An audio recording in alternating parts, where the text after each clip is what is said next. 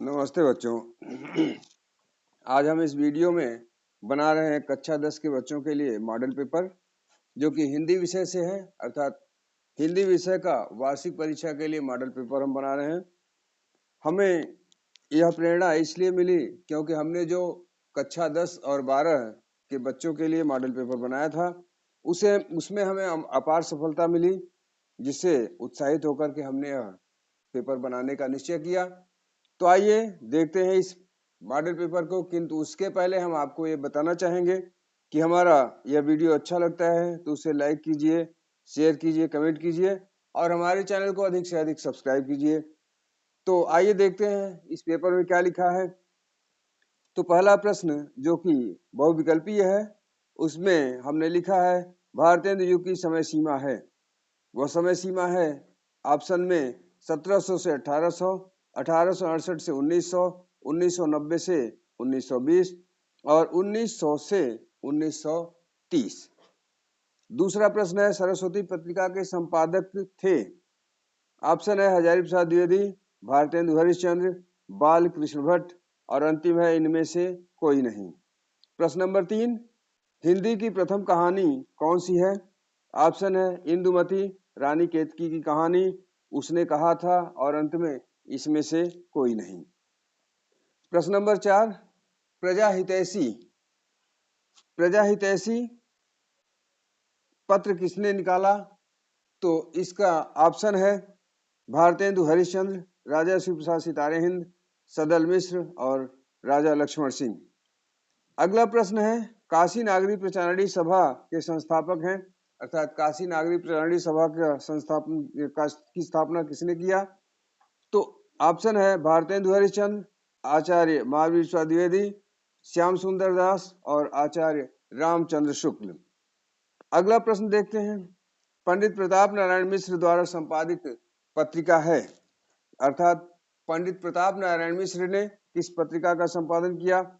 Option में दिया है आनंद कादम्बिनी, हंस, धर्मयुग और दिनमान। अगला प्रश्न, तार सप्तक का प्रकाशन हुआ, अर्थात तार सप्तक का प्रकाशन वर्ष क्या है? तो इसमें ऑप्शन है 1951, 1979, 1943 और अंत में 1959। अगला प्रश्न, सरदार पूर्ण सिंह किस युग के रचनाकार हैं? तो सरदार पूर्ण किस युग के रचनाकार माने जाते हैं?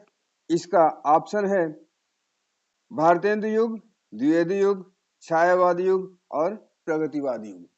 तो इसमें से सरदार पूर्ण सिंह को किस युग का रचनाकार माना जाता है? और प्रश्न नंबर 9, आचरण की सभ्यता के लेखक हैं। ऑप्शन है महावीर प्रसाद द्विवेदी, सरदार पूर्ण सिंह, चंद्रशेखर शर्मा गुलेरी और बाल मुकुंद दास। अब देखते हैं प्रश्न नंबर 10।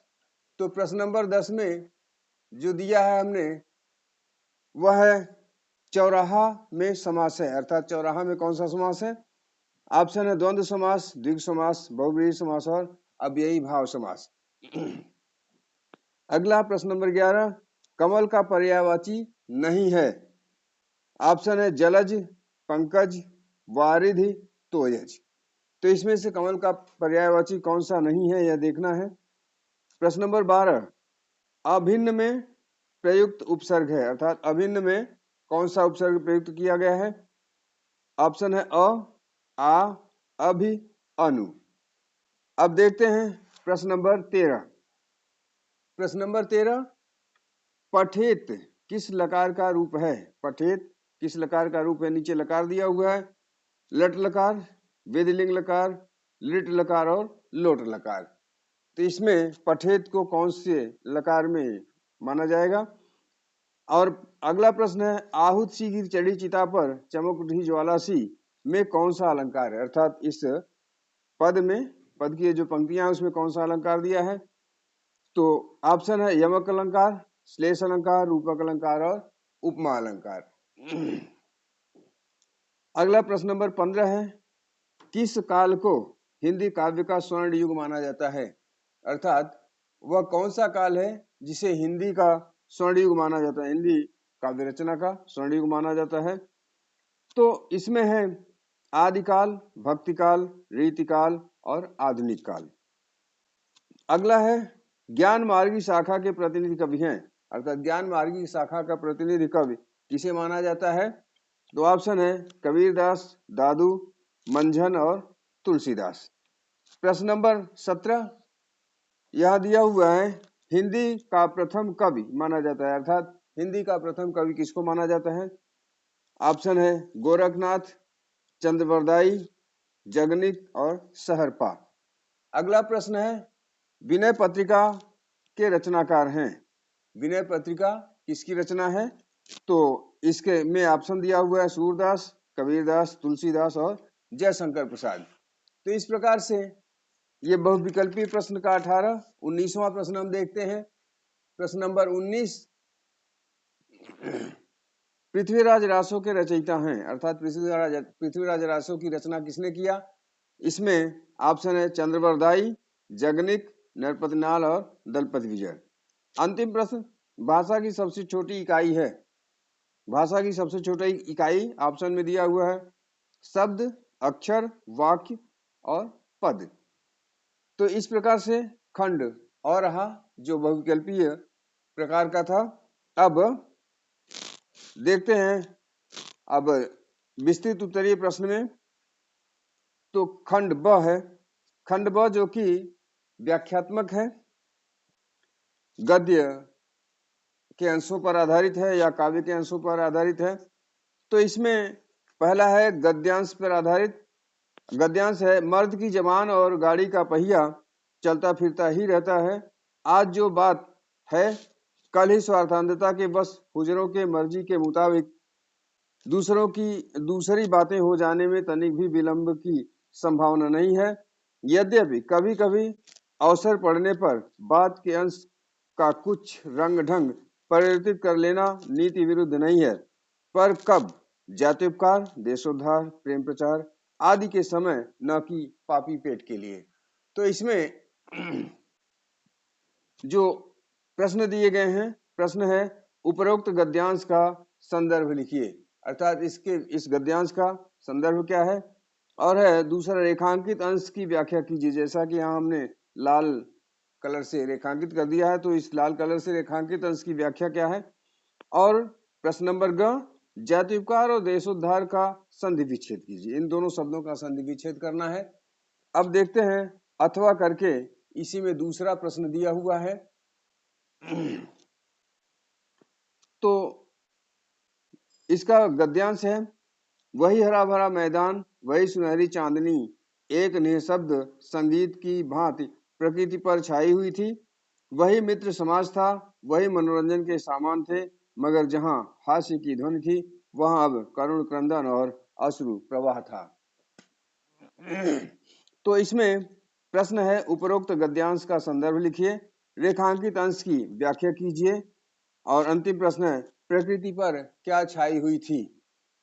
अब देखते हैं हम प्रश्न नंबर 2, अर्थात ये जो विस्तृत उत्तरीय प्रश्न है खंड ब का, इसमें प्रश्न नंबर 2 देखते हैं हम। तो प्रश्न नंबर 2 यहाँ पर लिखा है निम्नलिखित पद्यांशों में से किसी एक के प्रश्नों का उत्तर दीजिए। यानी जो पद्यांश है इसमें नीचे प्रश्न लिखे हुए हैं, तो इन प्रश्नों का उत्तर देना है। पद्यांश देख लेते हैं। है स्वच्छंद सुमंद गंध वह निरानंद है कौन दिशा, बंद नहीं अब भी चलते हैं नियत नटी के कार्यकलाप, पर कितने एकांत भाव से कितने शांत और चुपचाप।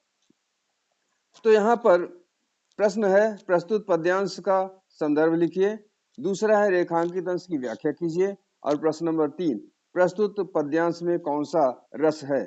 तो इन पद्यांशों के ऊपर आधारित यह प्रश्न लिखा हुआ है, इनका उत्तर देना है। और अथवा करके दूसरा पद्यांश यहाँ दिया हुआ है। तो दूसरा पद्यांश हम देखते हैं। श्रद्धा रुकी कुमार शांत था मिलता है विश्राम वहीं, चली ईड़ा के साथ जहां पर बहनी शिखा प्रज्वलित रही, सहसा धुत की वेदी ज्वाला मंडप आलोकित करती, कामायनी देख पाई कुछ पहुंची उस तक डग भरती, और वही मनु घायल सचमुच तो क्या सच्चा स्वप्न रहा, आह प्राण प्रिय यह क्या तुमियो, धुला हृदय बन्नीर बहा।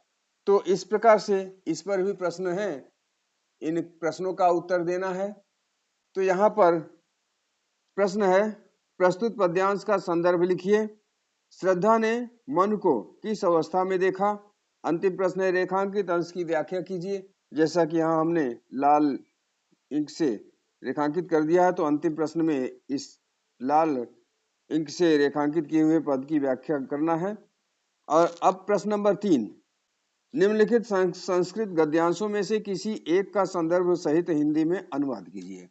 तो यहाँ पर जो संस्कृत के गद्यांश लिखे हुए हैं, इन संस्कृत के गद्यांशों में से किसी एक का, अथवा करके दो गद्यांश से किसी एक का हिंदी में अनुवाद करना है, सप्रसंग अनुवाद करना है। तो गद्यांश देख लेते हैं।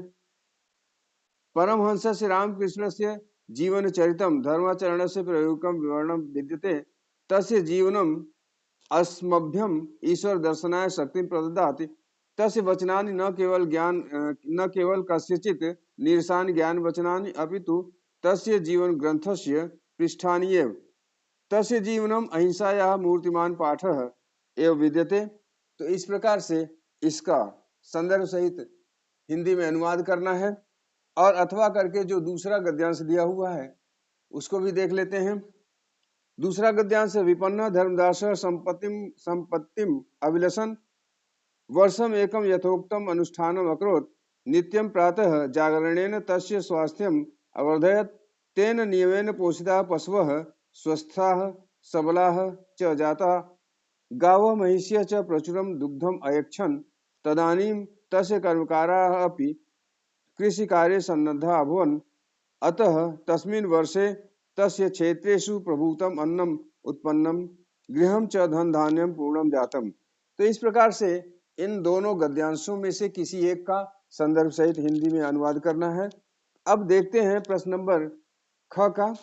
प्रश्न नंबर 3 का ख, निम्नलिखित पद्यांशों में से किसी एक का संदर्भ सहित हिंदी में अनुवाद कीजिए। अर्थात जो पद्यांश लिखा हुआ है, अर्थात संस्कृत की जो श्लोक लिखे हुए हैं, इन श्लोकों का भी संदर्भ सहित हिंदी में अनुवाद करना है। तो यहाँ पर देख लेते हैं श्लोक क्या है। पहला है, वृत्तम यत्नेन संरक्षेत वित्तम आयात याति च अक्षीणो वित्ततः क्षीणो वृत्ततः हतो हतः। और अथवा करके दूसरा है, वर में को गुड़ी पुत्रो न च मूर्खः सतः अपि एक चंद्र तमो हंति न च तारा गणय अपि। तो इनमें से किसी एक का संस्कृत से हिंदी में अनुवाद करना है। अब देखते हैं प्रश्न नंबर 4 जो एकांकी से संबंधित है। इसमें दिया हुआ है, दीपदान एकांकी की कथा वस्तु अर्थात सारांश को संक्षेप में लिखिए। अथवा करके दूसरा है, लक्ष्मी का स्वागत एकांकी में रोशन का चरित्र चित्रण कीजिए। तो इस प्रकार से ये दो प्रश्न रहे। अब देखते हैं प्रश्न नंबर 5।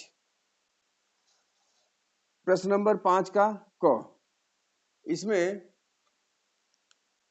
दिया हुआ है जीवन परिचय लिखने को। निम्नलिखित लेखकों में से किसी एक का संक्षिप्त जीवन परिचय लिखिए तथा उनकी दो रचनाओं का उल्लेख कीजिए। अर्थात ये जो 3 लेखक दिए गए हैं, इनमें से किसी एक का जीवन परिचय लिखना है और उनकी दो रचनाओं का उल्लेख करना है, दो रचनाओं के नाम लिखने हैं। तो पहला है प्रताप नारायण मिश्र, दूसरा है धर्मवीर भारती और तीसरा हजारी प्रसाद द्विवेदी।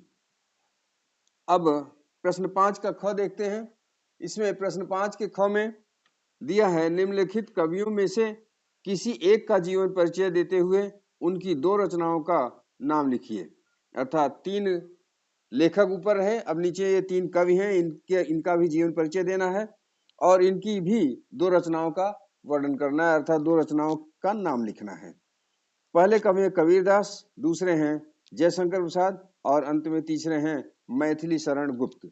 अब प्रश्न नंबर 6, अपनी पाठ्य पुस्तक से कंठस्थ किया हुआ कोई एक श्लोक लिखिए जो इस प्रश्न पत्र में न आया हो। अर्थात संस्कृत का पद्य लिखना है, अर्थात संस्कृत का श्लोक जो कविता के रूप में होता है उसको लिखना है, किसी एक को जो प्रश्न पत्र में न आया हो, अर्थात याद करके लिखना है। अब प्रश्न नंबर 7 देखते हैं, निम्नलिखित में से किन्हीं दो प्रश्नों का उत्तर दीजिए। अर्थात ये संस्कृत के प्रश्न हैं, इन संस्कृत के प्रश्नों में से जो कि यहाँ पर 4 लिखे गए हैं, किन्हीं 2 प्रश्नों का उत्तर देना है।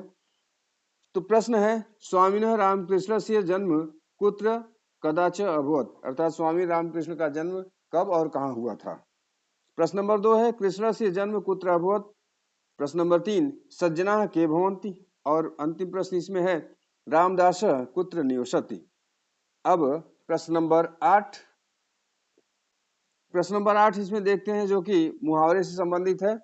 निम्नलिखित मुहावरों एवं लोकोक्तियों में से किसी एक का अर्थ बताते हुए अपने वाक्यों में प्रयोग कीजिए। अर्थात जो 4 मुहावरे यहाँ दिए हैं, इन चारों मुहावरों में से किसी एक मुहावरे का अर्थ लिखना है और वाक्य प्रयोग लिखना है। मुहावरा है आंख दिखाना, दूसरा है फूले न समाना, तीसरा खून खौलना और चौथा कोल्हू का बैल होना। अब प्रश्न नंबर 9, तो प्रश्न नंबर 9 यहाँ देखते हैं हम, निम्नलिखित में से किन्हीं 2 वाक्यों का संस्कृत में अनुवाद कीजिए। ये अनुवाद है जो हिंदी से संस्कृत में किया जाता है। पहला वाक्य है, राम पुस्तक पढ़ता है, दूसरा है रमेश ने अपना काम किया, तीसरा मोहन अच्छा लड़का है, चौथा हम लोग खेलने जाएंगे, और अंतिम वाक्य है पेड़ से पत्ते गिरते हैं। अब प्रश्न नंबर 10 देख लेते हैं। किसी आवश्यक कार्य से 2 दिन के अवकाश हेतु अपने प्रधानाचार्य को पत्र लिखिए। अर्थात किस घर के किसी आवश्यक कार्य को करने के लिए अपने प्रधानाचार्य को पत्र लिखकर 2 दिन की छुट्टी लेना है, या 2 दिन के बजाय और भी दिन हो सकता है, जैसा कि प्रश्न में दिया हुआ हो। यहाँ हमने 2 दिन के लिए दिया है, कहीं 4 या 5 दिन के लिए भी प्रश्न में आ सकता है। तो यहाँ 2 दिन के लिए आवश्यक कार्य दिखाकर अपने प्रधानाचार्य से छुट्टी लेना है, अर्थात अवकाश के लिए पत्र है। और इसमें अथवा करके दूसरा पत्र है, अथवा करके दूसरा पत्र हमने दिया है, अपने गांव नगर की साफ सफाई हेतु सक्षम अधिकारी को पत्र लिखिए। अर्थात गांव के लोग अपने गांव की साफ सफाई के लिए सक्षम अधिकारी को पत्र लिखेंगे, और अगर बच्चे शहरी क्षेत्र से हैं, जैसे नगर पंचायत, नगर पालिका या महानगर पालिका से संबंध रखने वाले बच्चे हैं, तो वो अपने नगर पालिका या नगर पंचायत के सक्षम अधिकारी को पत्र लिखेंगे कि उनके मोहल्ले की या उनके गांव की साफ सफाई करानी है इसके लिए। तो इस प्रकार से हमारा यह मॉडल पेपर रहा, जो कक्षा 9 के छात्रों के लिए था।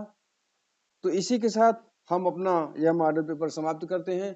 पुनः एक बार कहते हुए कि हमारे वीडियो को अधिक से अधिक सब्सक्राइब कीजिए, हमारे चैनल को अधिक से अधिक सब्सक्राइब कीजिए। मिलते हैं जल्द ही किसी दूसरे वीडियो में, तब तक के लिए धन्यवाद।